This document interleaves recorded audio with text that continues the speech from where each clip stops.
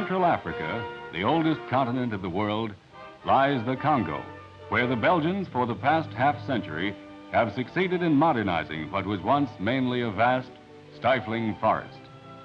The Congo is far larger than most Americans have supposed.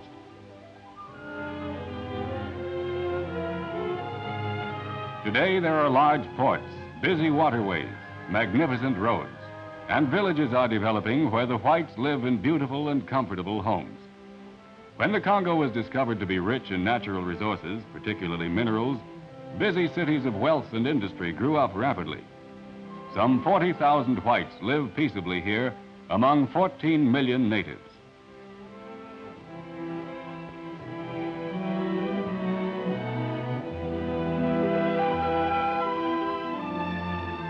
Everywhere is evidence of the white people's conscious effort to civilize and Christianize the black population, which is largely of Bantu stock.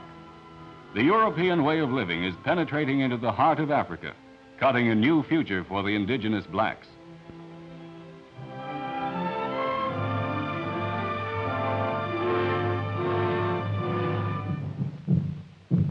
Though native children go to school where educators strive to develop the natural inclination of their pupils, instinct remains deeply rooted. Primitive life still exists in the underbrush and deep forests, where man's only occupation is the hunt.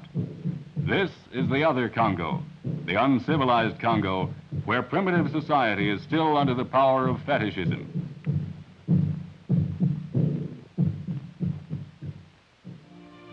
But schoolrooms and handicraft classes remind us that white men too are in the underbrush. Doctors, missionaries, agronomists, administrative agents, and teachers. Step by step, the blacks are learning the ways of white folk, are introduced to the strange machines of civilization. The natives show strong aptitudes for the domestic arts of sewing, weaving, basketry, and other manual skills.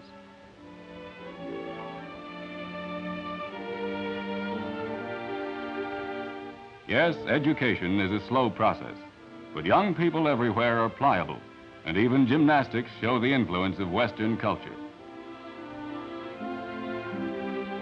A little known but characteristic region of the Belgian Congo is Ngiri, a great swamp where the waters of three rivers, the Congo, the Ubangi, and the Ngiri, join and mingle.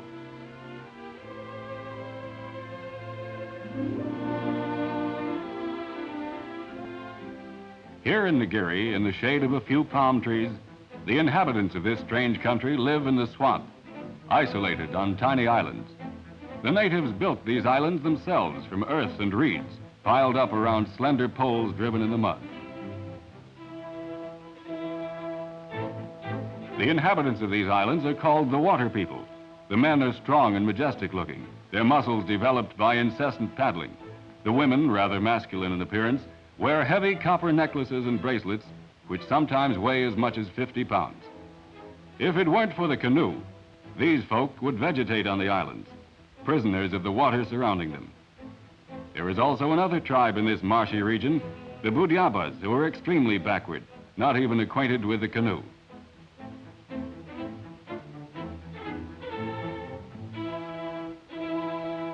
The Ngiri women go fishing in the well-stocked waters, and their equipment is extremely primitive, resembling rat traps.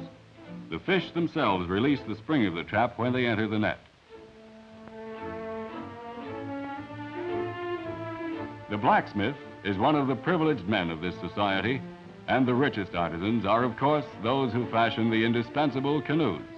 There is no other means of transportation in Ngiri. Pottery is woman's work. These articles are destined for export. Transported in canoes, sometimes for hundreds of miles, the pottery will be sold to distant tribes. The water people have no land to cultivate, so they must rely on the produce of neighboring tribes for their food. It is the Bobos who furnish this food, bananas, manioc flour, and rice, for example. The exchange of goods takes place on the edge of the marshes. The Bobos, serious landlubbers, stand on the bank, and the water people never leave their canoes.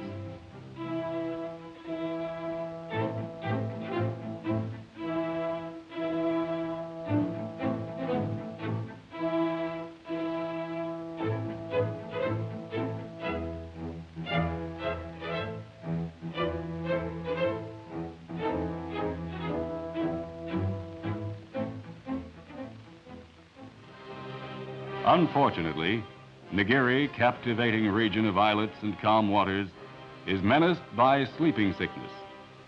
Only 30 years ago, the whole community was ravaged. The natives had no weapon against this dread disease.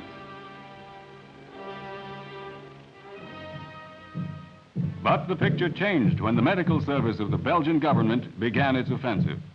3 times a year, the tom-tom sounds, calling the natives to the island of the chief. The doctor is announced. He is arriving with his long caravan.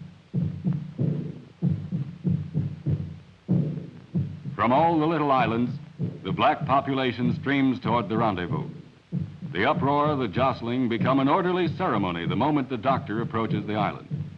It has been hot and tedious travel.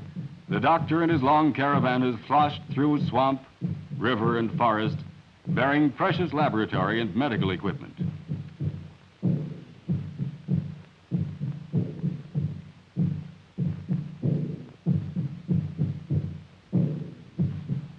Accompanied by his wife, the doctor proceeds to the station headquarters, followed by the native chief who has come out to greet them.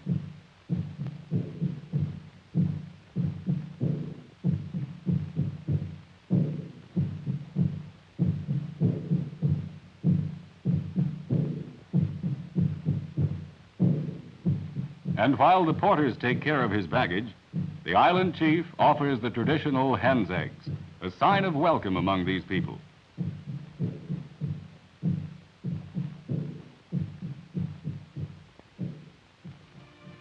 While the doctor begins his work, the native nurses prepare the microscopes.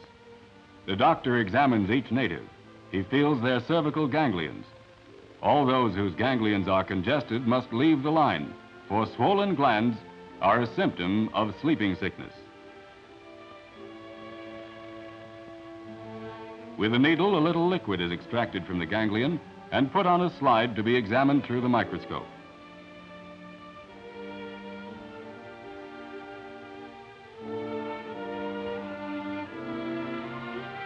If the nurse discovers a trypanosome, the microbe of sleeping sickness, he immediately calls the doctor for verification.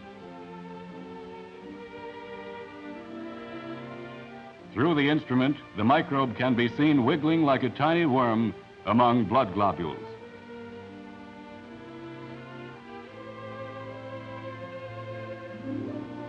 Natives who show no indication of the disease are dismissed with a bill of health. But those who are found to be suffering from the malady will be treated by native nurses who make weekly visits to the little islands to give the prescribed injections. The Congolese always celebrate extraordinary events. For hours, jars of palm wine have been carried to the chief's island. The men will drink and the women will dance, for the doctor's visit is an occasion for rejoicing by the whole population. The Ngiri natives have come to realize that they owe their lives to the white man's skill and medicine. Someday, Ngiri will be free of the terrible malady.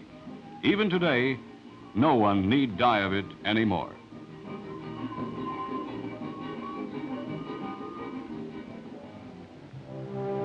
When sleeping sickness has at last been destroyed, the water people may then fully enjoy the charms of life in their unique and beautiful country.